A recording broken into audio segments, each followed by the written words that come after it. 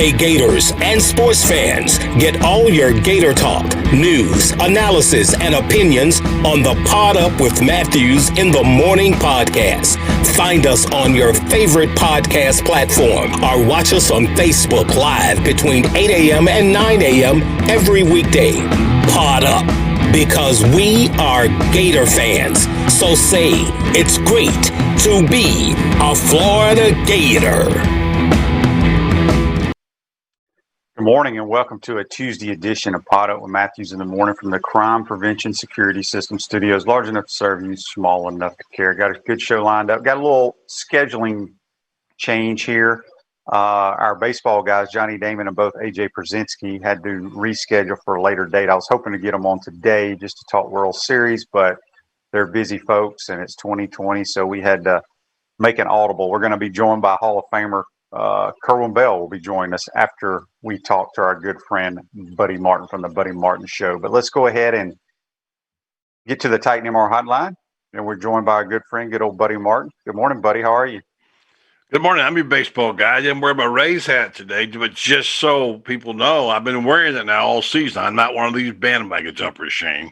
I know. You've been on the Rays wagon with a lot of folks. There's no question about it.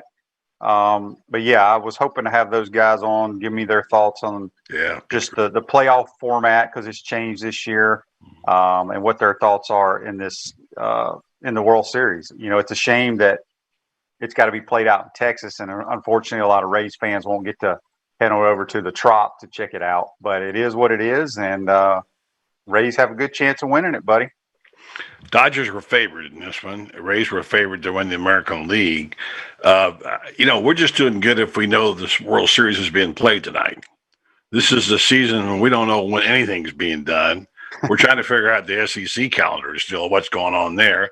You better get yourself a good calendar. I keep mine pasted on my wall, and mine's not even updated. I don't have the Florida schedule still hasn't been updated.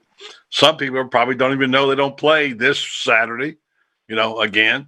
So anyway, it's going to be one of those years, Shane, when you just got to grind out every day and got to tune in, Pod Up or the Buddy Martin Show and find out what's going on as soon as we find out. You're right. There's no doubt about it. And I want to get into the Gator situation here in a minute. But again, as you mentioned, the Rays play tonight, first game of the World Series. We got a Gator playing in the World Series, Mike Zunino. But just your thoughts, I mean, I think you've kind of labeled Tampa as title town now, buddy, with the Lightning have won the Stanley Cup. Here the Rays are, 4 games away from winning the World Series title, and the Bucks are having a pretty good year. Well, it is. And by the way, I don't want to sound like Johnny Come Lately on the baseball. I go in and out on baseball, and I'm back in love with it this year. And because, to be honest with you, Shane, what else was there to do this summer? So I started watching the Rays. I had no idea they'd be going to the World Series because they're an unlikely cast of people to be playing for the World Championship, as they call it, baseball. Entitled that. I mean, it's something I kind of got into. I heard about and think much about, but I started doing a little bit of research. That means you go on Google, and try to look it up and see what's what. And depending on how you defined it, like some people would say Green Bay, because all those, they call themselves Title Town. If you look up Green Bay's page, you'll see 100 different businesses called Title Town. People laid claim to it. Pittsburgh laid claim to it for a while. Boston laid claim to it. Gainesville laid claim to it. So what is Title Town? But here's one that's never been done. And you can look at the odds even, Shane, on what the odds are astronomical of even having the Bolts, and the Rays win. It's an enormous amount of money. And I think the one with what they call the parlay, I'm not a really experienced gambler, when you have all 3 professional teams winning. And by the way, the Bucks look like they could be a contender now after whacking Green Bay and they could be playing the game, be the first team to ever win a Super Bowl at home. Is the odds are like 666,000 to 1.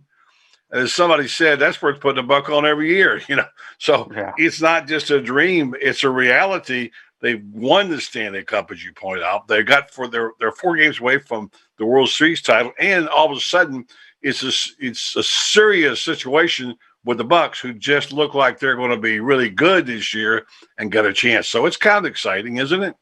No, it really is. And I'm trying to think. I think the only other so-called town that had this opportunity, I think, is Boston. I want to say Mm-hmm.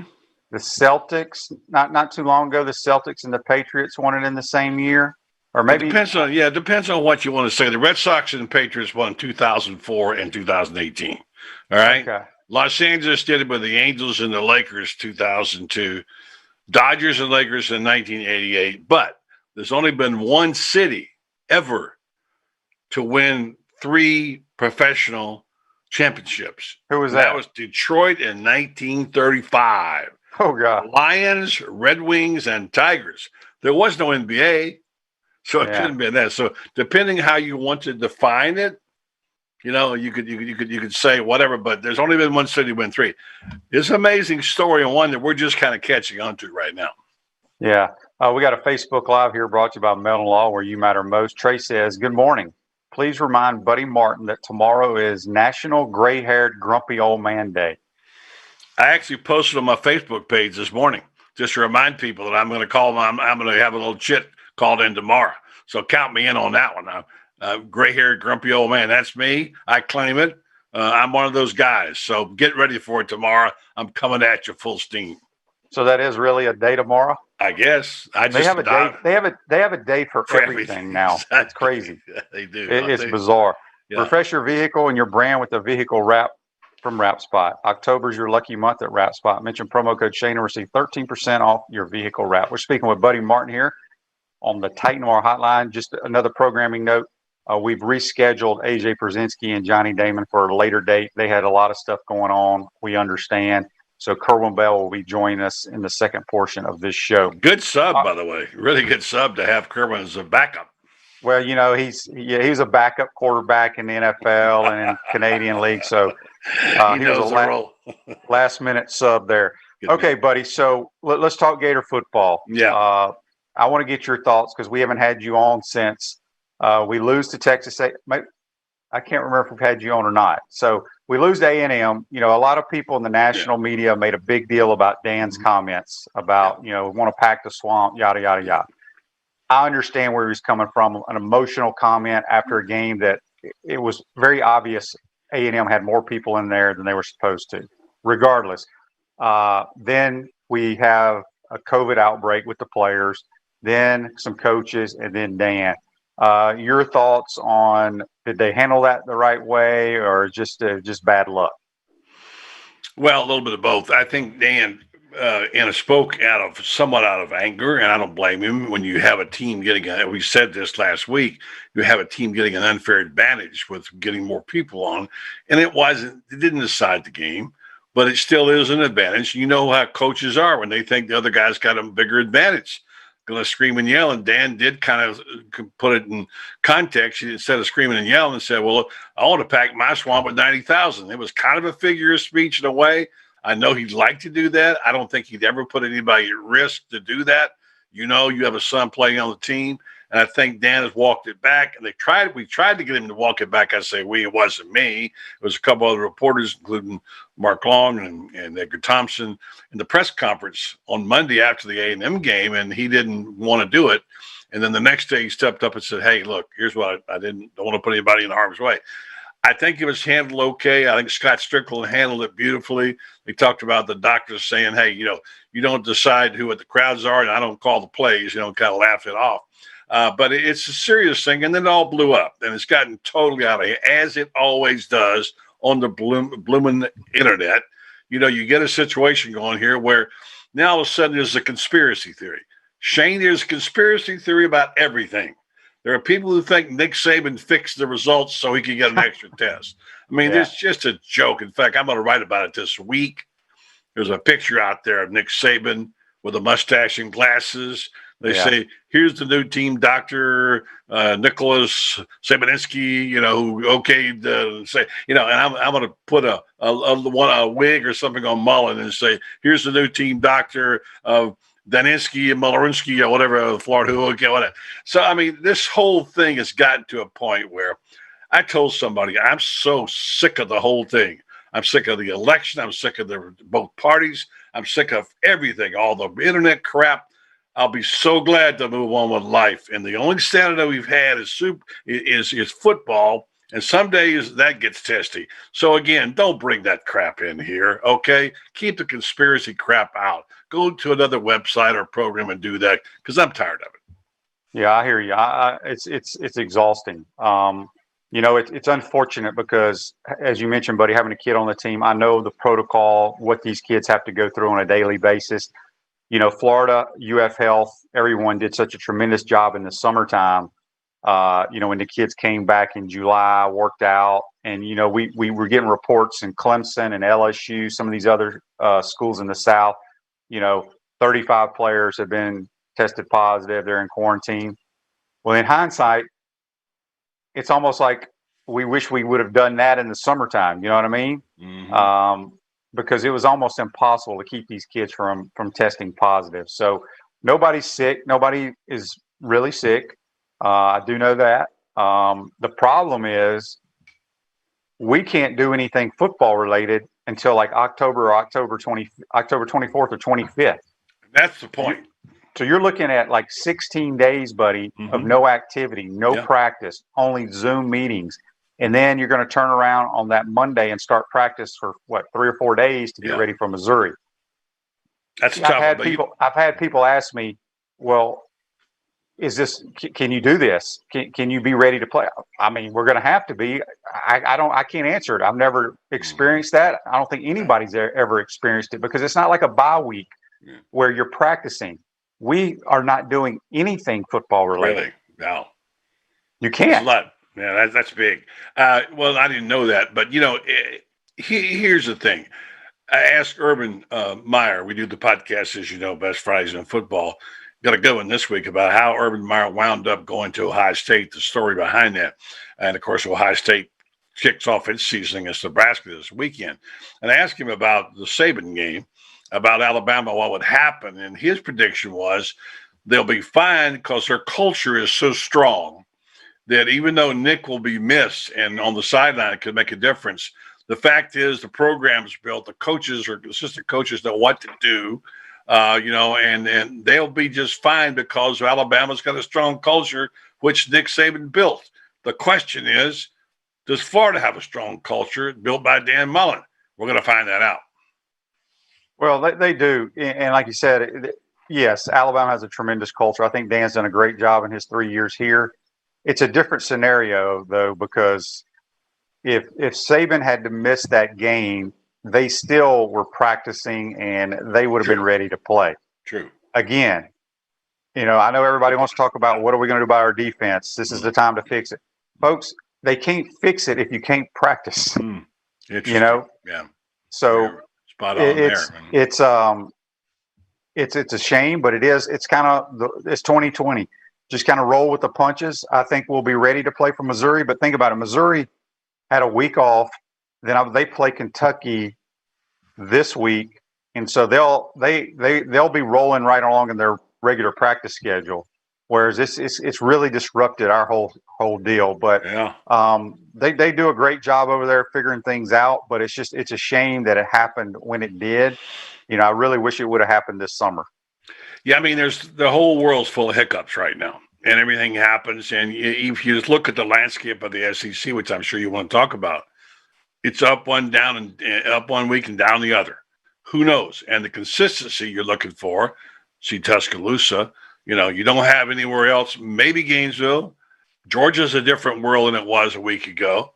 The question is, can anybody hold up under the strain of this pandemic and then a 10-game SEC schedule, which is brutal, and the emotional trauma?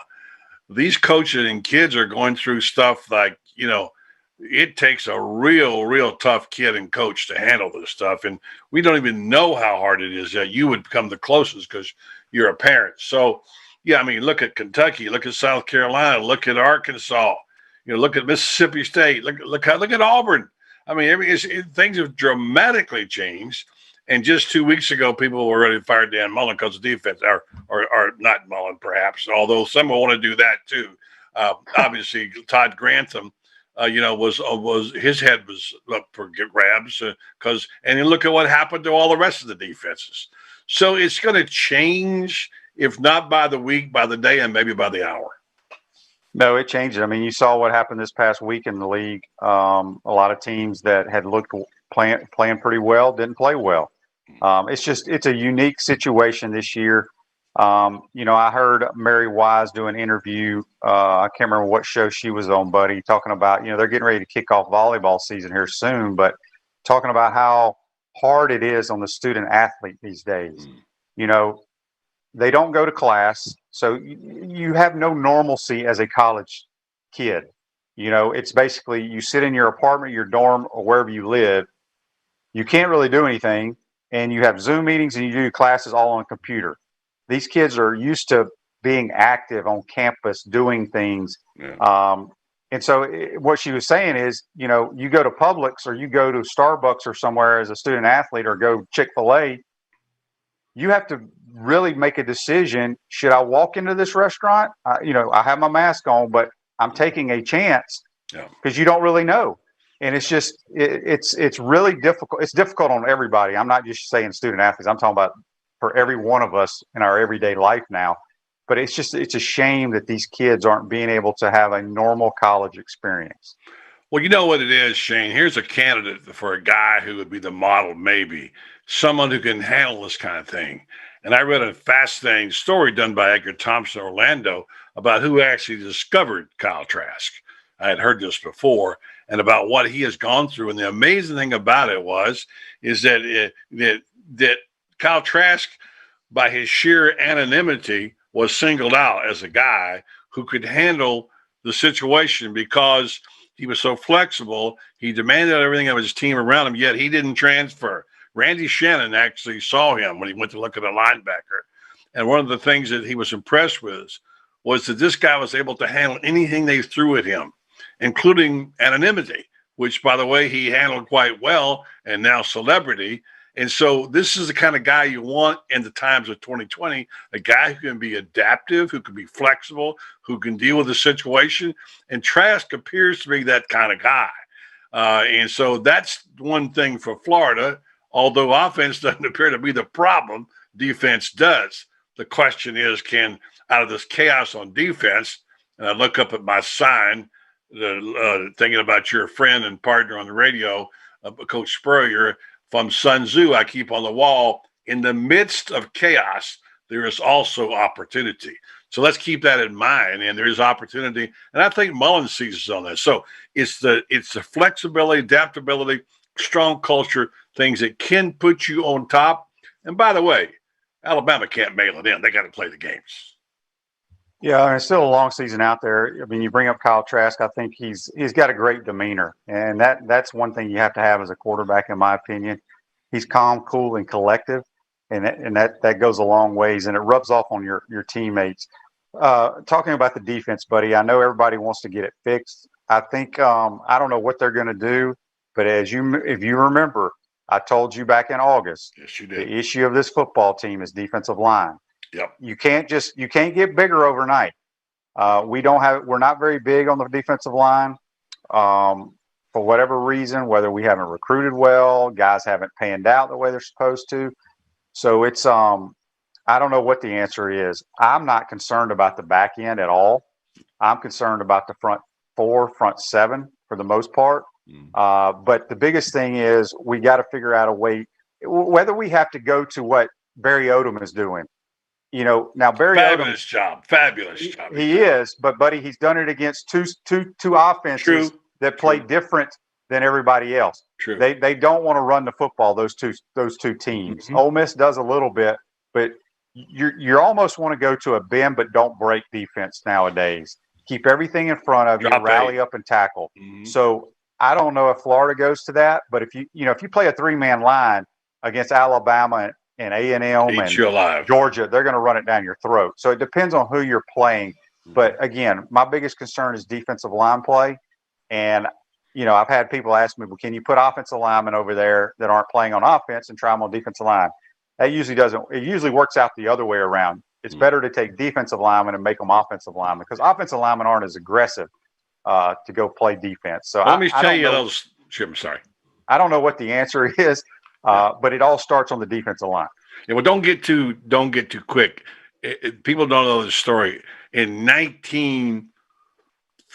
want to say 67 or 8, Ray Graves flip-flopped his offensive and defensive coordinator for the Georgia game. Gene Ellison went to offense and Ed Kinsler went to defense. Result, Georgia won 51-0 in the rain that day. So there's one to remember. You start putting offense and defense together. Well, I know. That's the dumbest thing I ever heard. Oh, well, there you go. That would be like Dan Mullen going and coaching defense and Ty Grantham going and coaching offense. No doubt. That's exactly what it was. And here's the thing about it, though.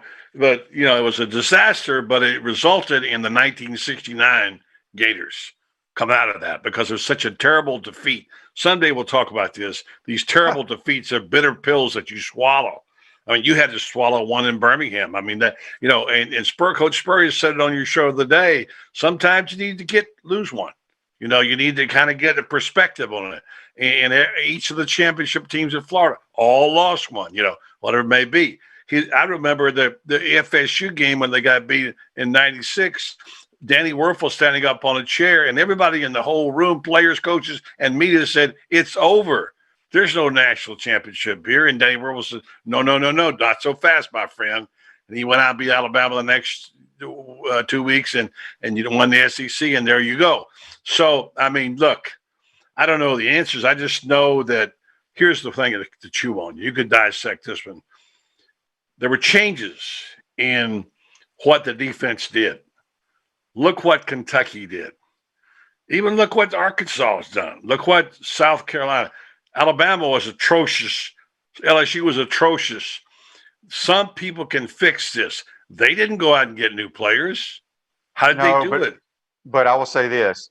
Alabama looked bad against Ole Miss, but when you play fast, up-tempo, you always make Alabama look bad. Georgia played into their hands because Georgia slows it down, wants to run the football pro style. Okay. Like I said, Arkansas has looked good these 2 weeks against two teams that don't want to run the football. They want to score quickly. Yeah. I'm anxious to see, and I think Barry Odom's done a phenomenal job, but let's wait till he plays a balanced attack and see what happens. But Shane, that makes my point. That's what I'm saying to you is it's about scheme. We talked about this, and you talked about how Florida can get bigger in the front. Well, then change your scheme. You said before. But we don't like to see them blitz more, you said. I would too. Yeah, but we don't play. Basically, I could promise you if when we play Arkansas, well, no, we don't play. I mean, I'm not Arkansas. We don't play Ole Miss or Mississippi State. Right. We already played Ole Miss. But I guarantee you, if we were getting ready to play Ole Miss this week, we would be playing the same blueprint everybody else is going to be playing against them. It's a copycat league. Sure. Whatever slows a team down, that's what you're going to see. But we don't play those type of teams. We're going to play everybody we play now. And now Missouri's a little up-tempo, so we'll see what we do against them. Kentucky is going to play right into our hands, although they run the football. We can put 9 guys on the line of scrimmage against Kentucky, and I'm fine with it because Terry Wilson ain't going to beat you throwing the football. So it's how we match up with these teams. Good point. I just think that you got to remember, like you say, Coach Spurrier said, we don't get to trade. We don't have draft choices. We can't cut people and bring them back in college football. And so you got what you got. Your hand is made. Now, how do you play that hand? Grantham has always been a master of this.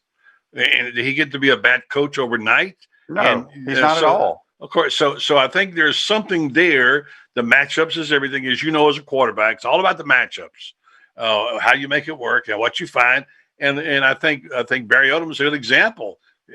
What do you do against these teams? Oh, you drop 8 or whoever you drop 8 against the passing teams. That's why balance, like what Alabama's got, is really hard. By the way, Mac Jones is a hell of a quarterback, isn't he? Oh yeah, he's way ahead of pace of what Joe Burrow did last year in 4 games, and he's played nothing but SEC opponents. Their offense is maybe one of the. I mean, what LSU did last year offensively was historical. Mm-hmm. I don't know if these guys are going to do it, but the difference between them, they're running more of a pro style offense. It reminds me of Coach Spurrier's offense because they line up under center in the eye. It's a vertical down the field passing attack with multiple concepts that Sarkisian's done a tremendous job. Yeah, I mean, Alabama's got 3 best receivers in the country. I it is I think that was the difference in the football game against Georgia. Because, I know Stetson Bennett didn't play great at times, but Georgia dropped a lot of balls. You ain't see Alabama dropping any balls.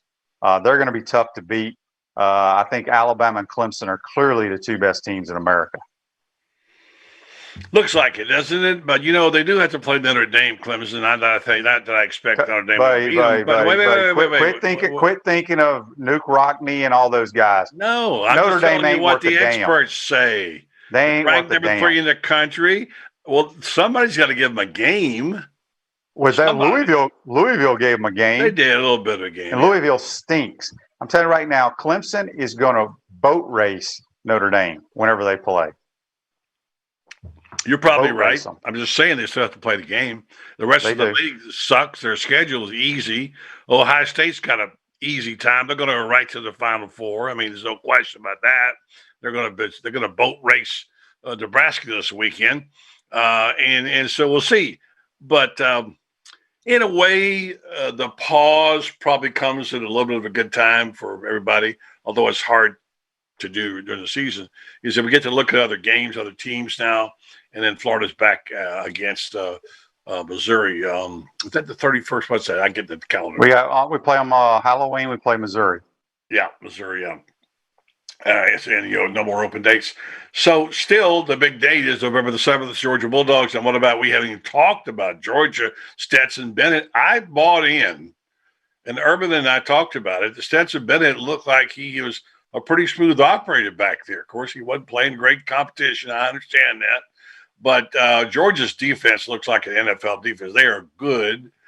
But the question is, and this is one for you to weigh between now and then, that line when Dan Mullen was asked last year, what's the difference between Florida and Georgia's program? He said 7 points. I don't know. I feel like to me it was more like about 10 points last week. But now with Georgia coming back, what is the difference between Georgia's and Florida's program in points right now? What would the line be, and how much better or worse are those teams going to be on the 7th of November? Well, I think Georgia's a better football team right now. Yes, I do. I think defensively they're very good. I think Alabama just put it on them. I just think Alabama has the better athletes than Georgia does right now.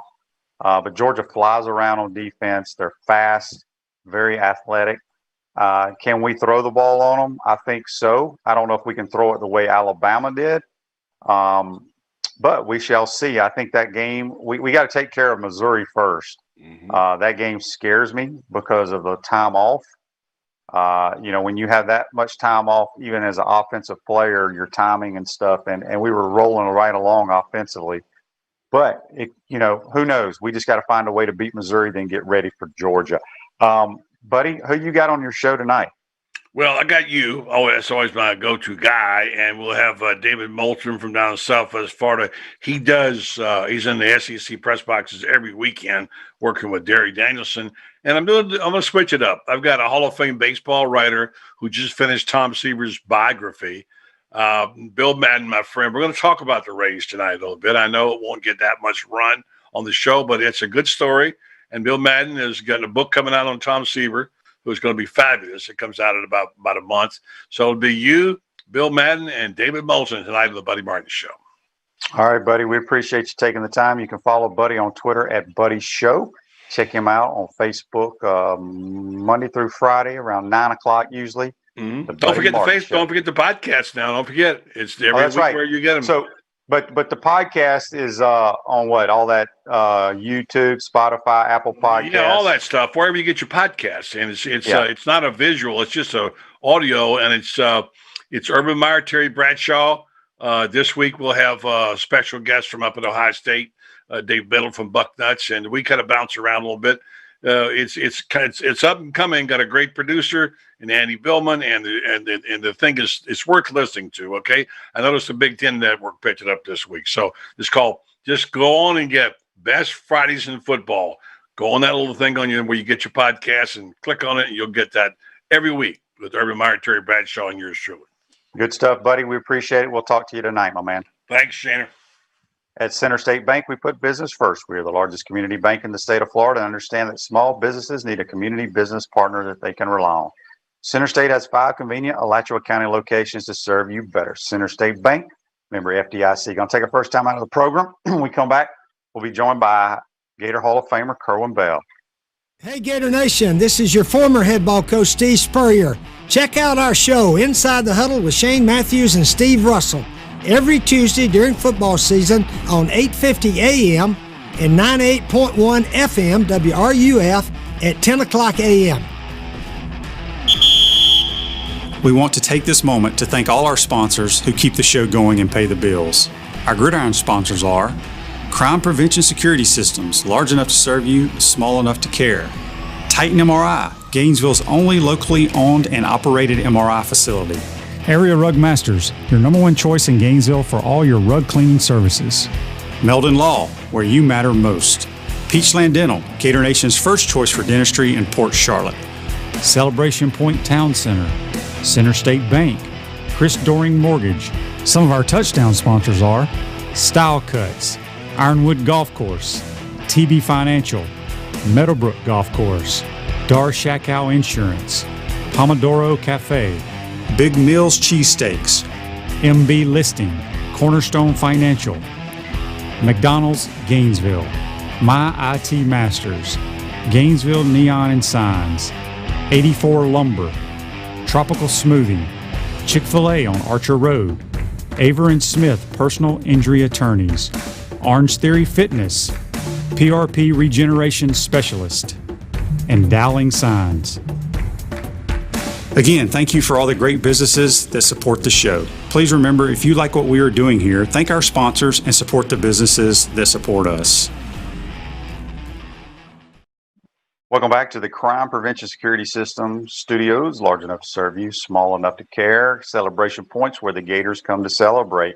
With premium brands like Bass Pro Shop, Tommy Hilfiger, Hotel Indigo, Nike, Medici's, Regal Cinemas, and coming spring of 2021, the HBC's new restaurant, Spurrier's Gridiron Grill and Visor's Rooftop Bar. We will see you at Celebration Point, where the Gators come to celebrate. I want to thank Buddy Martin for joining us. Now we're going to go back to the Titan MR hotline, and we're joined by our good friend, UF Hall of Famer, Kerwin Bell. Good morning, Kerwin. How are you? Yeah, doing good, Shane. I appreciate you stepping in, my man. I was supposed to have a couple of baseball guys, Johnny Damon and AJ Przinsky, on the program today, talk World Series, but they had some conflict of interest that came up. So you stepped in like a backup quarterback, my man. We put you in the ball game. Hey, man, I know it. I'm ready to go. Hopefully, I'm a little bit better than what I was as a regular quarterback. So we'll see what happens. All right. Well, Kerwin, first of all, let everyone know what Kerwin Bell's been up to. This has got to be the first year. You're probably, about 55, I'm guessing? Yep. First time you really haven't been coaching or playing in a long time, right? You're right. I was thinking about that the other day. I've when I went down to South Florida a couple of years ago, signed a 2-year contract. So, that happened last year with the South Florida group and Coach Strong, and we got let go there. And so, everything happened so late. We went into this season, then with the pandemic stuff, all that going on. It's just sort of been thrown up in the air. Thought I had a chance to go down to Florida there, but with the pandemic stuff, they sort of froze the hiring stuff, and I had an opportunity to go. So it was disappointing. I really wanted to be a part of that, but sort of as an analyst deal just between my contracts. But I'm enjoying myself. I'm losing weight, trying to get in shape. I've lost about 47 pounds. I'm trying to get back to my playing weight and just go from there. I just went up to see my oldest son. Cade's up coaching with Jerry Odom.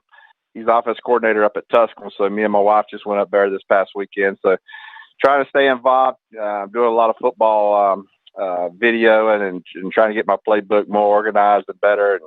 And I'm talking to other people and doing some football meetings with some other coaches. So it's been a good time. Yeah, we got a text here on the Titan MR text line. It comes from Gary. Gary says, ask Kerwin, is he ready to get back into coaching? Well, yeah, I'm looking for a good opportunity, So, the way it works is usually in January and February is the time to, for that to happen, December. So, just putting together my resume and reaching out to people. I've got an agent that's working for me. So, we'll see what happens. Want to get back into it and, there's still a lot out there left, and I'm looking forward to hopefully being an OC or a head coach somewhere, whatever level. I love running the program. I love being able to put together a program. We were able to do that at Valdosta State in 3 years, took a program that was really down at the time. And in 3 years, we built into a national championship program. So that was fun to be able to bring in players and to win it with a bunch of freshmen and sophomores that we recruited and build that culture. I think that's important that I think a lot of coaches talk about, but, very few people can do it. I sort of have been blessed to be able to create that kind of culture with young men and that winning culture. And so I love being able to do that. And I'll look forward to getting back into it.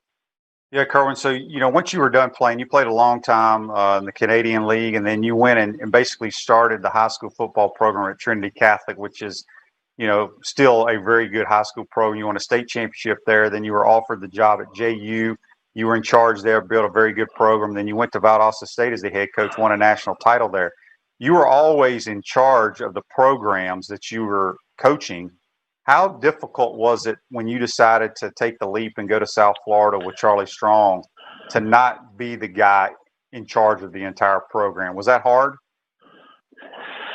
Well, I don't know if it was that hard, really, Shane. It was just that, you get in there for 1 year and coach had been there for 3 years and you get in there and you sort of have to, you're dealt the cards that you're dealt, and so I went there with the ideal, hopefully I was going to get a couple, 2 or 3 years and be able to, because they were down. They had lost 7 or 8 straight games the year before. And, when I got there in spring, it really opened my eyes to what I had at Valdosta State. I mean, here's a program and we were national champions. We were really good and we had a bunch of D1 players, but I had, I told Coach Strong, I said, hey, I got 3 guys at receiver could start here. That's where we need to go as a group and just, talent wise. And then my quarterback definitely would have played there. So it's just a situation where I knew we had to rebuild, but we just didn't have that opportunity. And that's what's frustrating is that when you go into a place, early on, you get a chance to really build and bring in the kind of players that that you can win with and that you can be successful with. And, when you go into a place like we did, and I thought they should have gave Coach Strong another year or two. He was doing a good job there, but, just coming in and we just need to have better players and we just didn't get an opportunity to do that. That was what was so frustrating. Yeah, no doubt about it. So, Kerwin, I mean, as a college coach, and you've been doing it for so many years, you worried about your team, didn't get to watch. You probably watched a few games here and there, but you've been watching a lot of college games sitting on the couch at home. Well, I have. I've been watching some games, here as it started up, and again, I've been trying to, just doing as much research as I can on my end to help me and to create better opportunities in my playbook and what we can do offensively and see where we can improve. But by talking to a lot of people, but yeah, I love watching football and seeing how people, attack certain people and use their talents to benefit them. So it's been fun. I've enjoyed watching Florida. They've been real explosive on offense, and so that's been fun also. Speaking of Florida, I want to get your thoughts. I'm sure a lot of people would like to hear your thoughts of what Dan's doing offensively and how you think Kyle Trask is playing. Well, again, I think they're really explosive. They got a lot of good weapons that they can, get in space, and they also have some balance to them with a run game. I think that's the big thing is that you see in that conference. First started out Mississippi State with Coach Leach. He was throwing it all over the place, but I think in the end, if you're going to have longevity and be able to be successful, you got to have balance, especially in that league with the kind of defenses that you're going to see. I know they're getting scored on a lot, but still, you got to have balance. And I think Florida has a good enough run game to now this year, I think a little bit better than last year, that they can really complement that throw game. And the tight end there that Pitts is just unguardable. He's a guy that's a mismatch on every Saturday that you line up. So.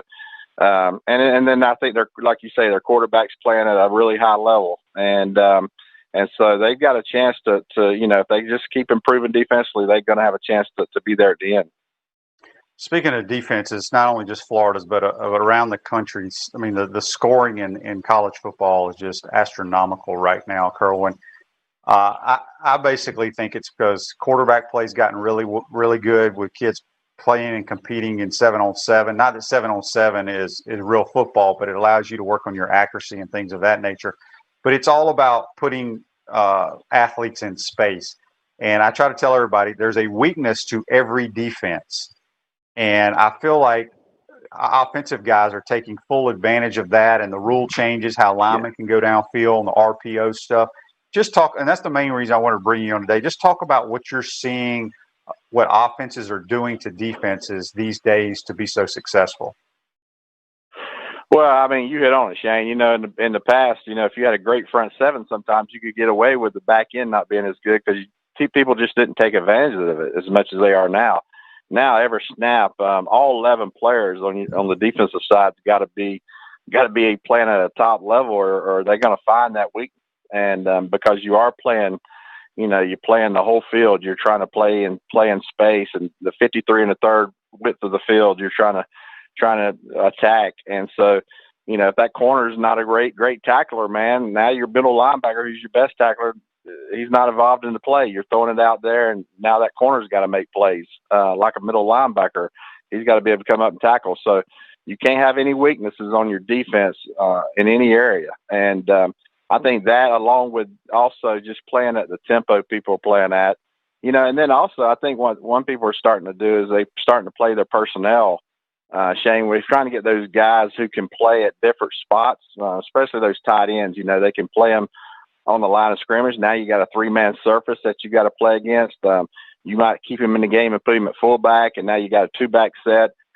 He might can go out in the slot and be a 4-receiver guy that can get vertical with the other 3 receivers.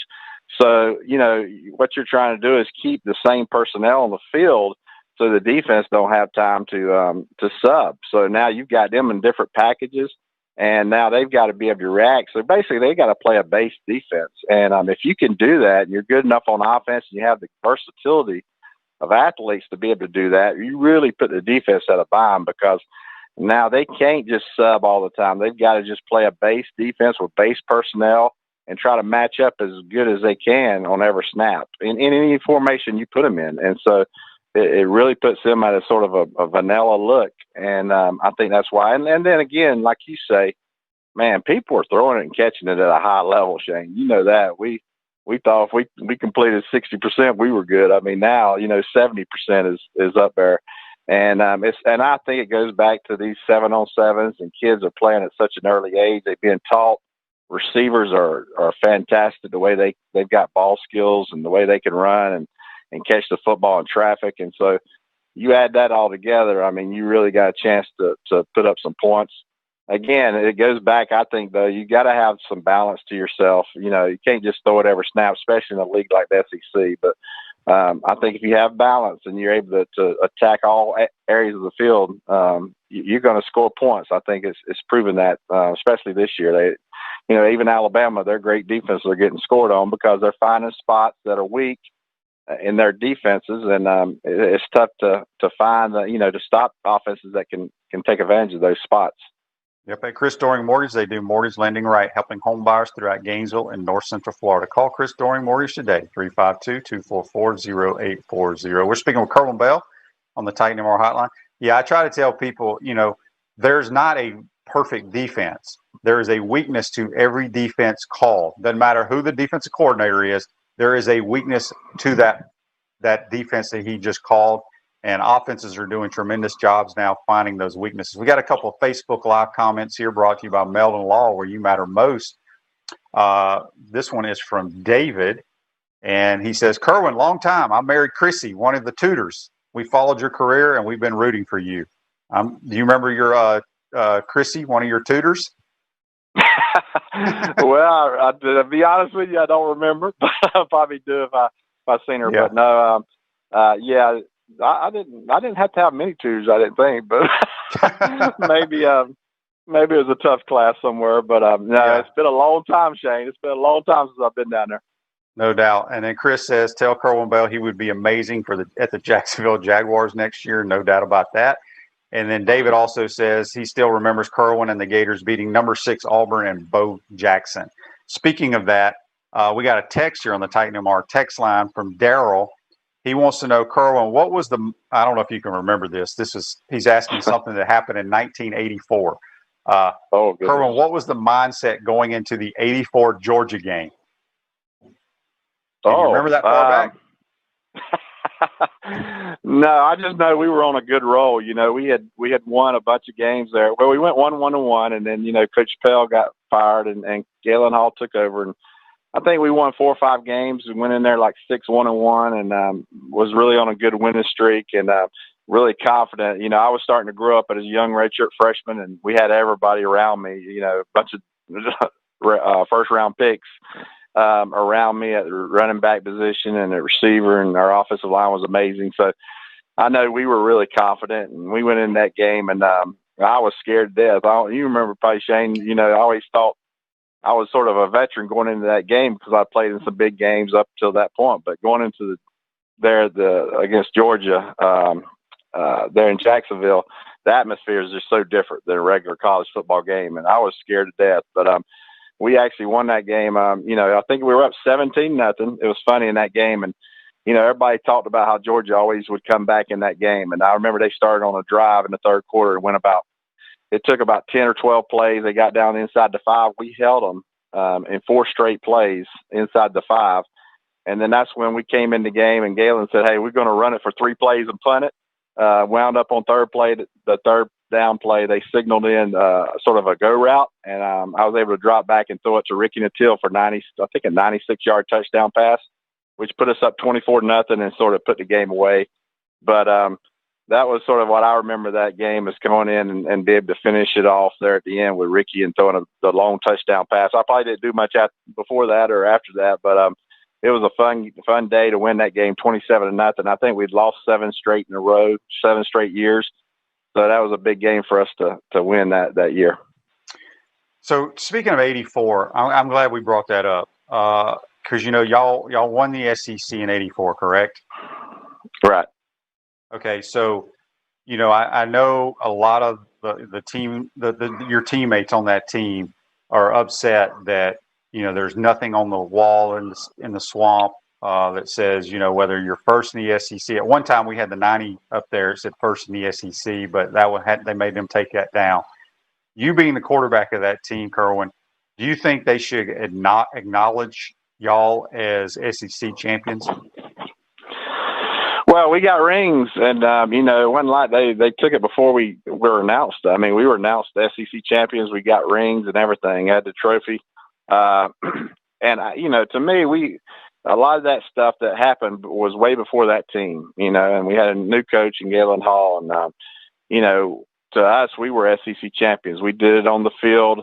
It wasn't like, you know, you go into a season, sometimes they say, hey, you can't win it. And so we knew, you know, sort of a fake championship, even if you won it. This was a real to life situation we were going through during that season, and no one had taken it away at that time. We went out and won the championship and got the rings in the off season. Then later on, they took it away. So for us, we feel like we were able to be the first team to win the SEC championship. We're proud of that. We're proud of what we went through. I mean, Shane, it was sort of a us against the world mentality we had, you know, because everybody was talking so negative about our program, you know, with all the violations and things that had happened. So we really took it upon ourselves, and we had a very talented football team. But man, our guys came together, and I've really taught me, and when I got into coaching, what it takes to win and what it takes to be a championship team. It takes a mentality where no one cares about each individual stats. If you have, you know, the more you can get your team to just believe in a team concept that, hey, whatever this year happens, it happens because of what the team's going to do. And those accomplishments will outweigh individual accomplishments. And we just all believe, we didn't care who carried the ball, who threw the ball, who made the tackles. We just wanted to win. And I've sort of taken that mentality as a coach. Let's just have that mentality. You know, as a coach, during the season, Shane, I don't know what you've done, but, you know, during the season on Sundays, I don't talk a little bit about who had good games, but we don't talk about who was player of the game, who had this or those awards. We wait till the end of the season, because to us, it don't matter. It's just how did we win the game? Did we as a football program compete together and have everybody all in to go win the football game? And that's the mentality that we developed that year. And that's sort of the mentality I've tried to develop with my football teams, is that, hey, it's all about us as a team. And if we do it well as a team, guess what? Individual awards can come at the end of the season. So let's not worry about that. Let's worry about helping each other to go win a championship, because those things last the rest of your life. You'll never in your life not be called a champion. If you were a champion earlier in your life, you'll always have those memories. And so that's what we try to create. No doubt about it. I got about 2 minutes with you, Kerwin. Florida's going to be off for about 16 days before they can practice again, and then have about 4 or 5 days to get ready for a football game. People have asked me, is that possible to do? Well, nobody's ever experienced that. It's not like a bye week where they're out there practicing. How difficult do you think that's going to be on these players? Well, I know the coaches, man. You're gonna be worried to death about what happens in between that time with your players. Just making sure they stay healthy and they're where they need to be and that they're in a good situation, because you control so much when you have them there and you're practicing with them and they're all there together. You have sort of a little bit of control over them. Now you sort of feel scared to death every day. Probably every night Dan goes to bed, he's worried about what's happening with his players and where they're at. So, I'm sure when he gets them back, I don't think they're going to get out of shape and they're not going to get fat like we do when we get old. They're going to stay pretty well in shape. They're young. But it's just a matter of now you got to get them back in their routine. And you got to make sure that they're, that they're all there when you start back. You got them all there, 100%. They're all healthy. Nobody has the virus. They're all ready to go. That's what you're hoping is that first day back, you have everybody ready to go. And if you do, you're going to get that good weekend.